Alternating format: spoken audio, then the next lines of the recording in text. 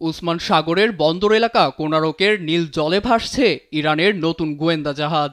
আধুনিক সরঞ্জামে সুসজ্জিত জাহাজটি স্থানীয় সময় বুধবার হাতে পায় ইরান নৌবাহিনী, যার নাম দেয়া হয়েছে জাগ্রোস।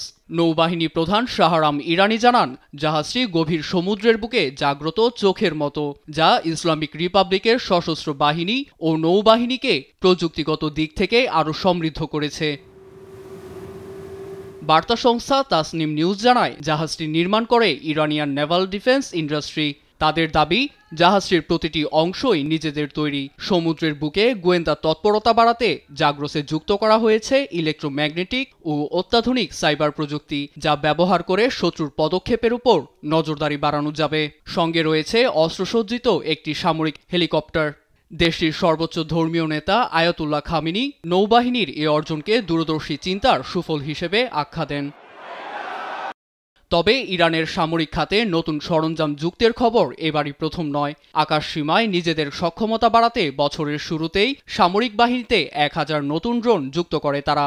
এছাড়া সার্বভৌমত্ব এবং নিরাপত্তায় সামরিক খাতে ব্যয় 200% বাড়ানোর ঘোষণাও দেয় তেহরান। অন্যদিকে ইসলামিক রেভলিউশনারি গার্ড কর্পস জানায়, যে কোনো হুমকি মোকাবেলায় প্রস্তুত তারা।